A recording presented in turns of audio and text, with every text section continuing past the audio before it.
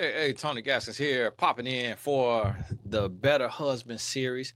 Now, today I want to talk to you about something that is it's hard for us as men because we are providers and we focus on working and we focus on taking care of everybody, our mother, father, friends, family, co-workers, students, players, whoever it may be. We want to be everything to everybody. We want to be everything to the world. And oftentimes we can be front facing and be perfect front facing. And the world loves us. Everybody that when we step out there, everybody that every life we touch loves us. And then our wife gets the least of us. And sometimes in the least of us, she can also get the worst of us. And that's a huge problem. And I remember I was getting ready to be a pastor, and I was calling around the pastors and I was asking them what they thought about it and if I should do it. And I remember one of the pastors that I talked to actually has been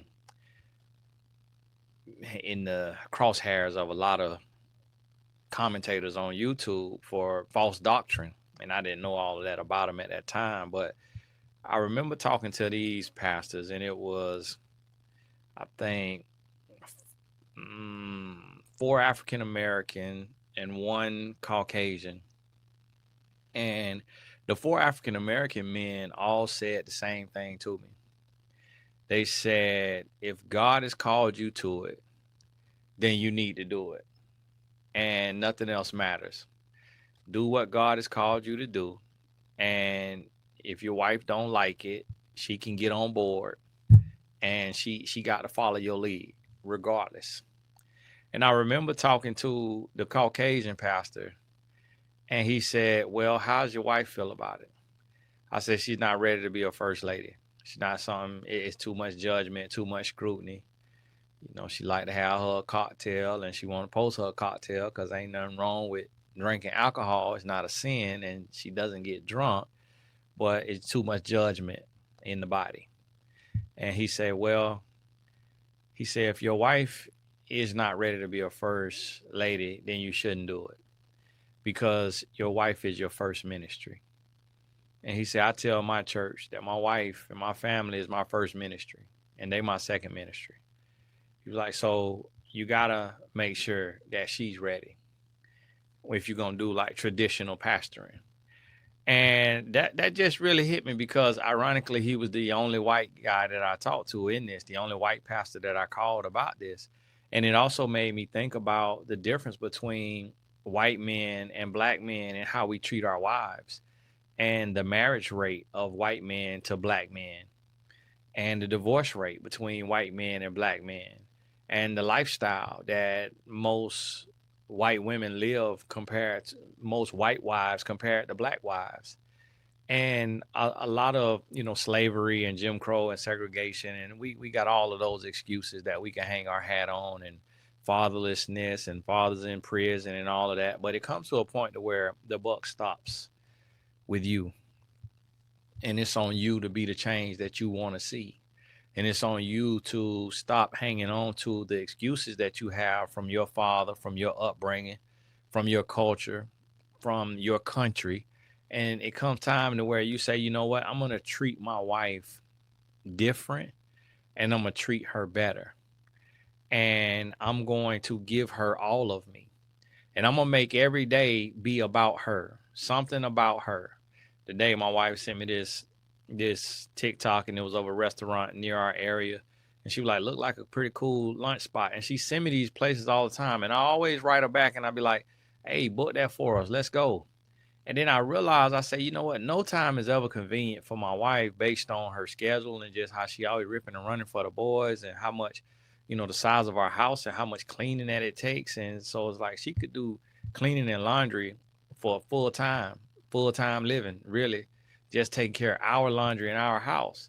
And she don't want to. She had a laundry person. She had house cleaners, and she fired all of them. She don't like people being in her house, being in her space, and she like to do stuff the way she like to do it. And so another woman can't clean the way she like stuff to be clean, and they can't do laundry the way she like the laundry to be done. So she does it herself. So I took and I clicked that and I booked that lunch. You know, I booked that lunch date and I told her, hey, I'm gonna book this for sometime in the coming weeks. And I booked it for next week. And she was like, okay, cool, thank you. And I realized I said, you know what, that's my job as the man. I have to take initiative because a woman may always be focused. She may always be focused on everybody else. She may be focused on the kids, focused on her job, focused on her dealing with her hormones, dealing with her whatever she got dealing going on in her family and friends and all of this. So I say, you know, I gotta take and I have to take initiative and I gotta make that time. So one of the things I recommend you doing is every single day carve out time for your wife. And whatever time that can be, it does not matter. Just find time that you're not working and she's not working and have undivided attention in that time. And one of the things I notice is that, you know, women love quality time. And the more time you spend with your wife, the deeper she's going to fall in love. But what's also going to happen is it's going to make you fall deeper in love. And it's going to be much harder for you to cheat, for you to beat, for you to dominate, for you to manipulate, for you to deceive, for you to lie if you are taking out this time for your wife. So if you're giving her the time that she deserves, it's going to be extremely hard for you to do the wrong thing. So I want you to think about this and really be mindful of how you moving and what you're doing and ask yourself like, okay, I'm working, I'm doing this, but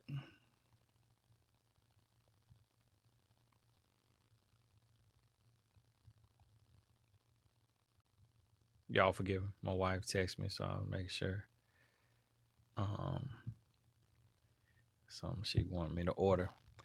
And I'm doing this, but am I taking out time for my wife? And you gotta think about that. And it came to a point for me to where I started looking forward to go home and like put my phone down, put the laptop down, put everything and just sit down and watch a game with my wife. Like she loves sports, so I'm fortunate. She loves sports more than I love sports. But then she also liked the little crime documentaries and stuff. So right now we watching Scamanda on Hulu, and then she found another one where the young lady was faking like she had cancer. So we're gonna probably watch that tonight. And then, I mean, tomorrow we gotta be up super early to get my son to school. You know, for real early. He got a game.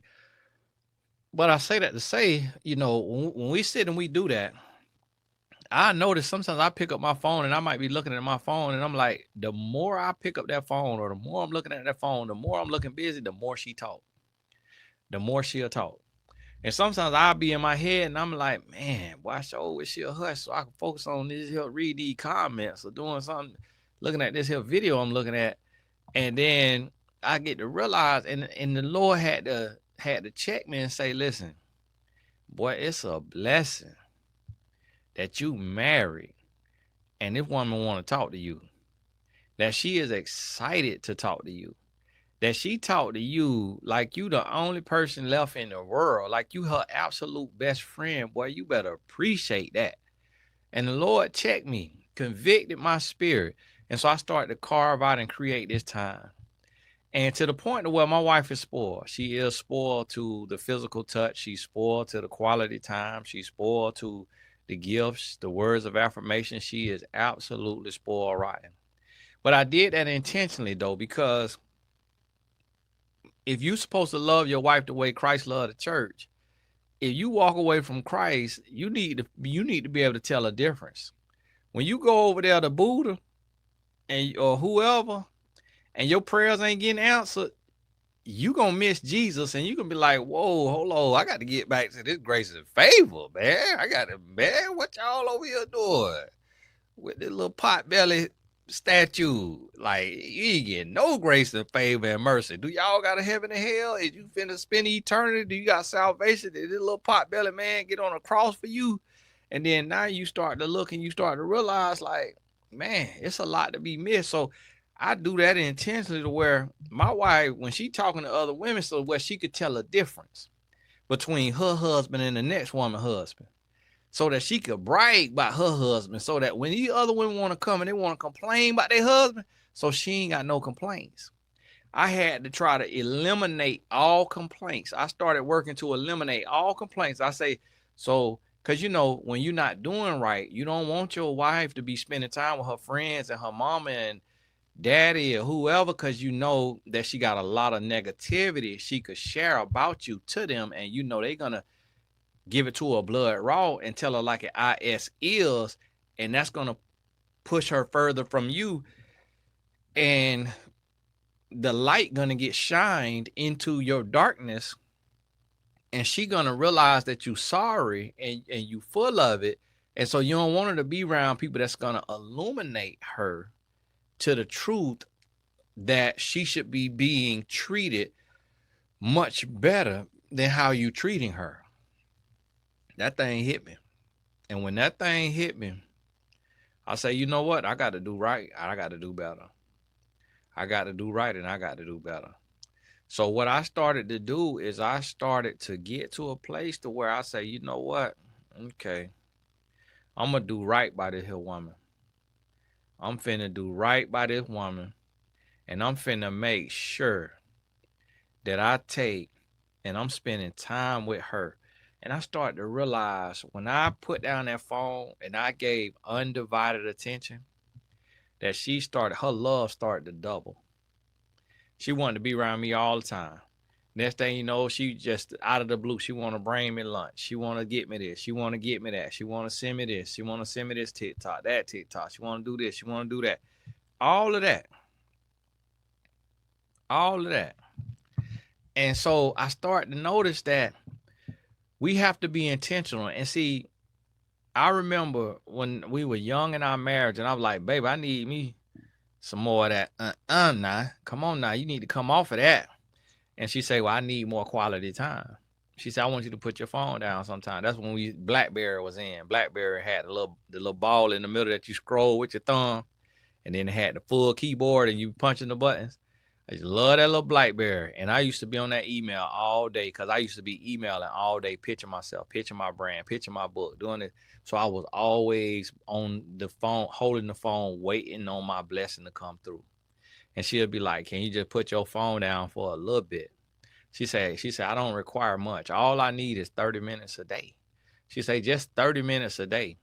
And she was like, and she said, all you got to do is just touch me. All you got to do is touch me. And I'm yours. I'm ready. And I say, man, here I am, just expecting to turn her on like a microwave, when yet a woman is an oven.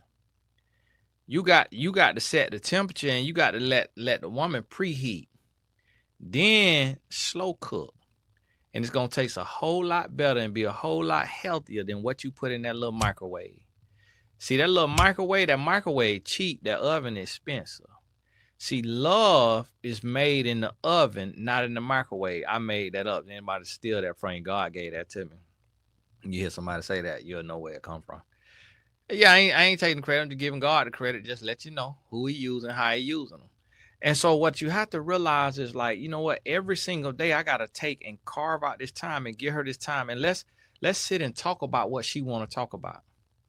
So what you want to do, whatever you watch intently, if that's anime, if that's ESPN, sports, whatever you watch into documentaries, the Holy Bible, whatever you watch intently, that's how you need to watch your woman when she talking to you.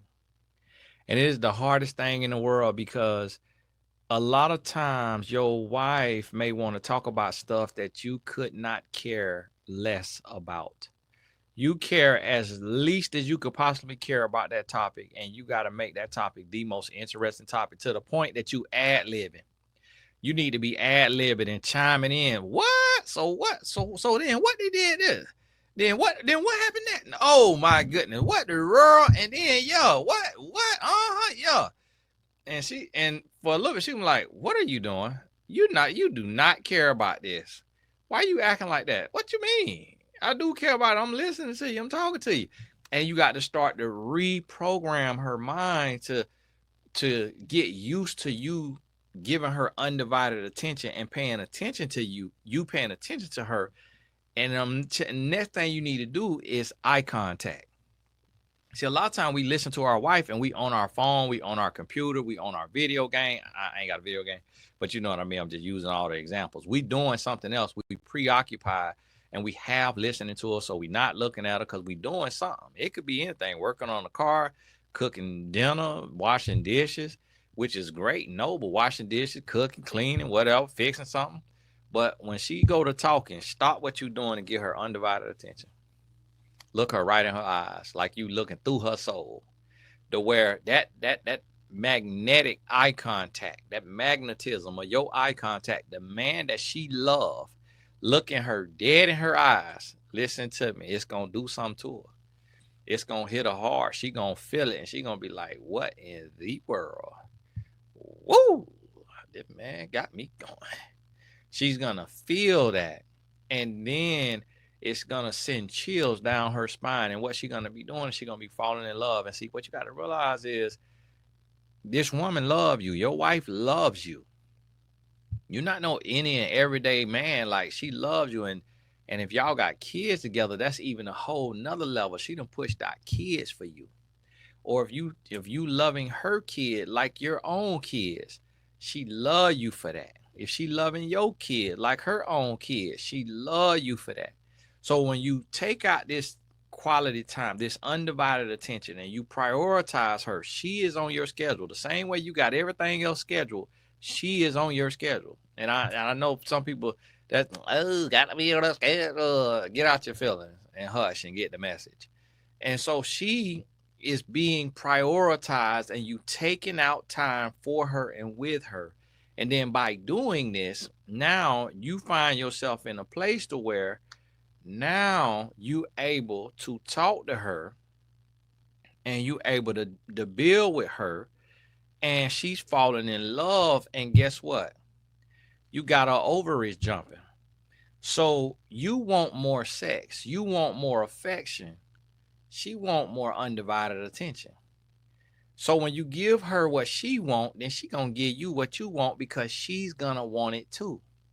See, a woman wanna make love when she feels seen, when she feels heard, when there is a connection. See, that magnetism, that's what they call chemistry. So the same thing that she felt on the first date, the same thing she felt when she fell in love, that chemistry is what makes her open up to you. And then see, when you give her the time, I never forget hearing that story. I can't remember where it was.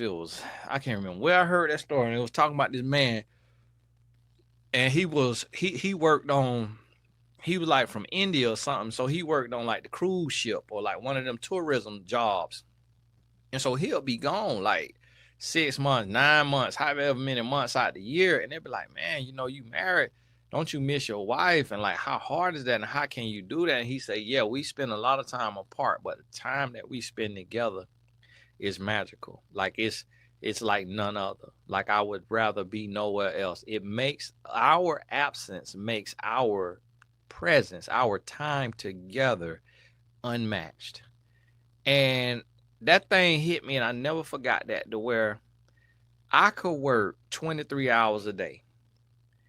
If I give my wife that other hour, I'm not talking literal, but if I give her my time, like, sometimes I finish work because I might be filming, I might have to get ahead on work on for my courses or my video or books or whatever. And my wife, it's times I done come home 4 o'clock in the morning. It's times I done come home midnight, 1 o'clock, 2 o'clock. Do you know that whole time that I'm working, she don't bother me? I mean, she might text me, but she not bother me.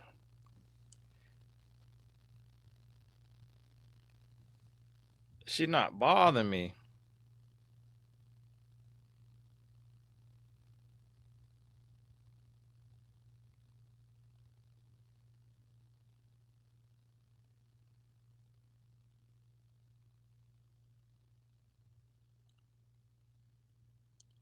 Y'all gotta forgive me. She would text me about Tatum. And so she might send me a text message. And I've learned even then to prioritize her when she messaged me. And then it's not a head scallywag women that be in the comments. Tony, I wish you, when you shooting a video, you would just focus and do a video and let your wife and other people wait. Ma'am, I wish you shut up and stay off my page. And don't you ever in your scallywag life tell me to put my wife on hold to do something for you, and you don't pay a single bill in my life. You ain't even in the blessed tribe. Shut that mess up. And so I started to realize that I have to prioritize my wife, and I have to make her feel seen, make her feel heard. And I'm not perfect at it. It's some days where she talking to me, I'm still on the phone, I'm reading the email, I'm looking at something, and she's gotten used to it to where she don't even complain about it. She don't even complain about it. And that told me something. It says she pleased with just being in my presence. And then where you slacking in one area, you pick up in another area. So if I know I'm going through a busy season and I'm gonna be working, I got to make sure that she benefit from the fruit. So if I'm working overtime and I'm getting time and a half, I need to make sure that the half of that half going to her. So what I might do is, just if I know I'm gonna be busy and I'm in a crazy busy season, I might take and just boom. Every time I think about it, send her a little something. Bop, bop, a little something on Cash App, bop, a little something on Zelle, bop, a little something on Apple Pay. Wherever I got it at, wherever it is, just send her a little something. Just say, I'm thinking about you. Here you go. Because it's something about a woman receiving money from, it ain't about the money, it ain't about you going broke, it ain't about you giving her tens of thousands, but it's just the thought. It's something about a woman receiving provision from her man. See, God provide for us, we provide for her.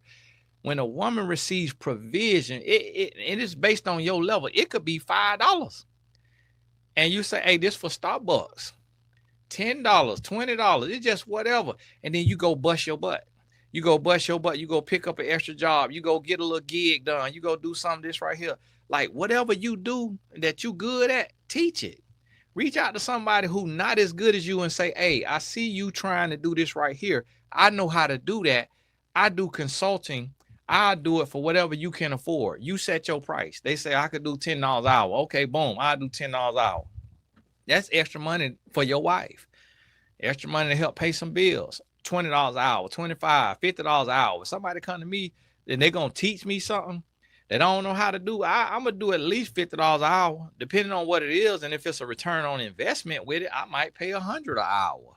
Might pay more than that, depending on who they is and their resume and how much they know and all of that. Yeah.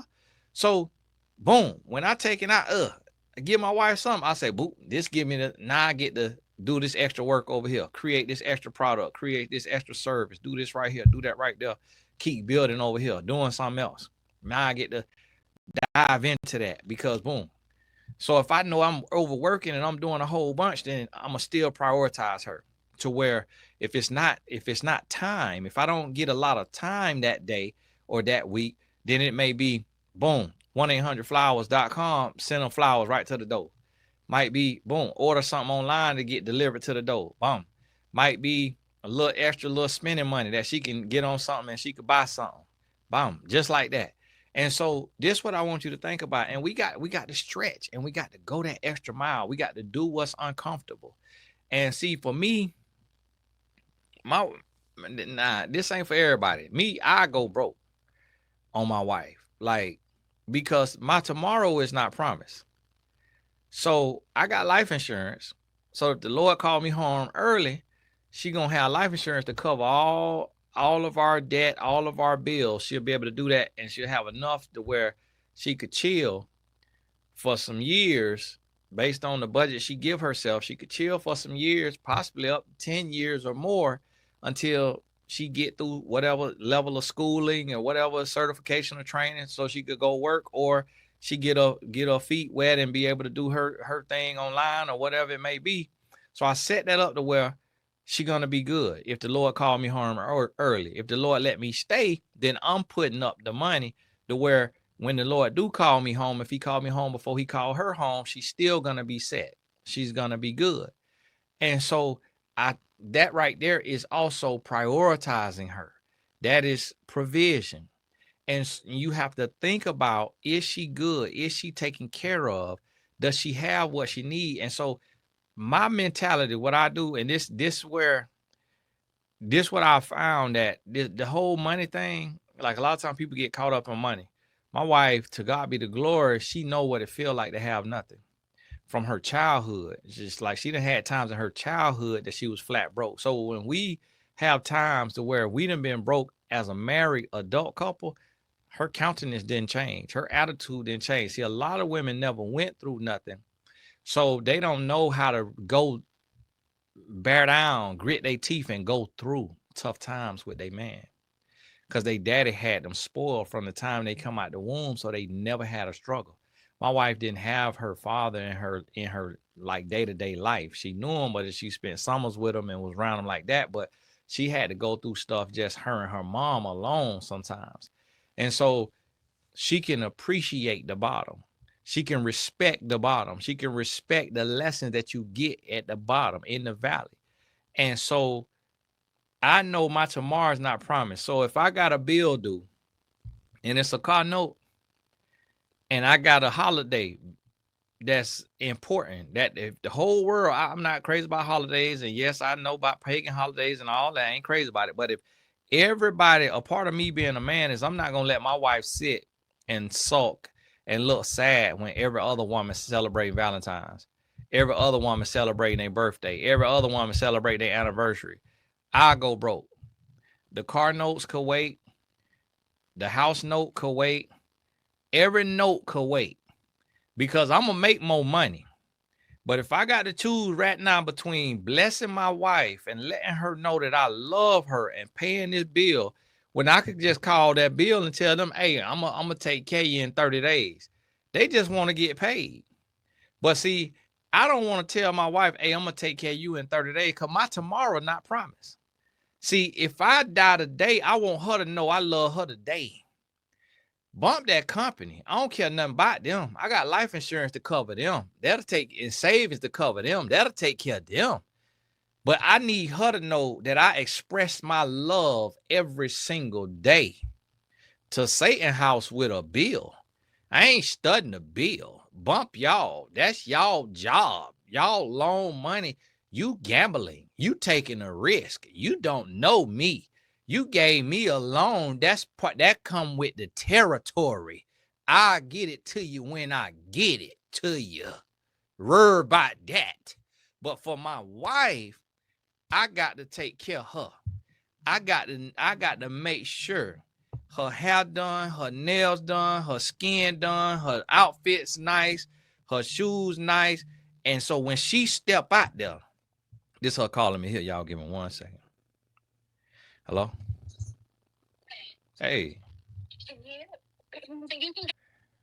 Y'all got to forgive me. My wife called me. Just update me on the pickup schedule. Got to pick up my oldest son today because she got to take the youngest to practice. And so he practiced. Then they going to get in the pool to do recovery. And so before they big game tomorrow, so I'm gonna pick him up from his friend's house. Because although he got a brand new Audi A5 Sportback, you got 70,000. You could buy it.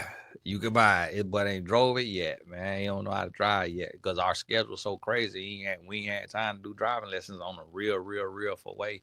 And I'm not finna throw him out here barely knowing and learning on the road by himself. So she was just calling me. And I went to Pilates. They did Pilates. So now I'm looking sexier to me. So she just called me in the middle of the day. And I was fasting today. I'm fasting today. But after doing that Pilates and working up, I said, boy, I'm going to just do carnivore today then. I'm going to cut out the carbs today. But I got to order me something to eat. You hear me? And so listen to me. I decided that I got to show her today. Because if God clothed the lilies of the field and feed the fowls of the air, I got to make sure my wife taken care of and that she feels my love. And yes, some people say, well, Tony, oh, your wife could feel love paying the bill.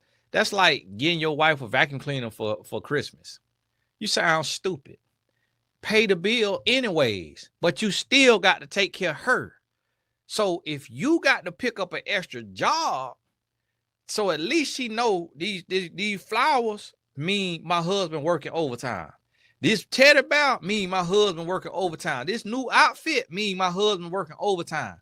So although that don't replace you, it let her know that while you going above and beyond to take care of the family, you also thinking about her.